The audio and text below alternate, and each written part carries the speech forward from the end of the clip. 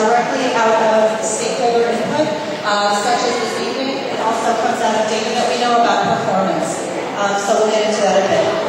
It also is informed by structural changes, for example, proposals that we've already done in existing buildings, changes to those buildings, the pipeline of school leaders, both district and charter, the school types in the district, how many middle schools, how many elementary schools, etc. And then the third thing that's considered is availability of space in a district. So again, stakeholder input is considered throughout the process of multiple interviews or intervals. We'll get more into that.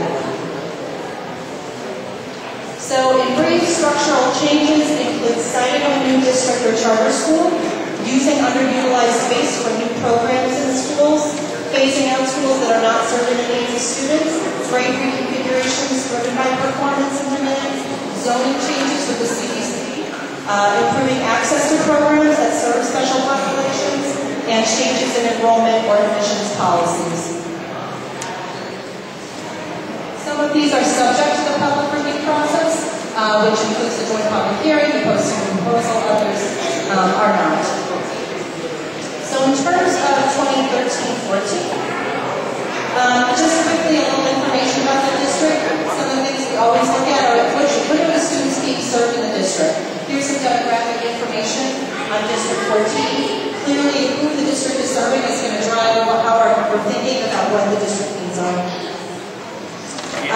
The schools in District 14, you see a pretty wide range of performance.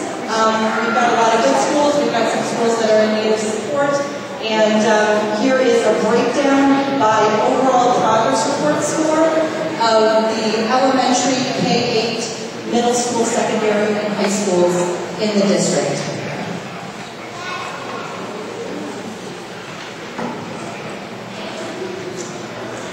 So the two things that really drive planning, to go back to this for a minute, are performance and what's available in terms of space. So here we have the performance information at one particular metric of performance for District 14, which is the overall progress report score.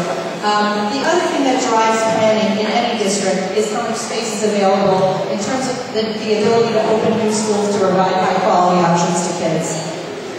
So this is just a snapshot of the underutilized list that was published in October.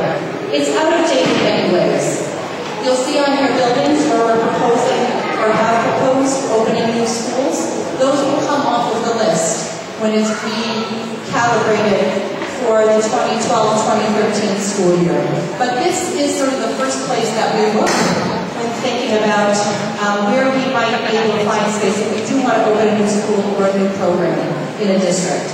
And it's basically derived from the Blue Book.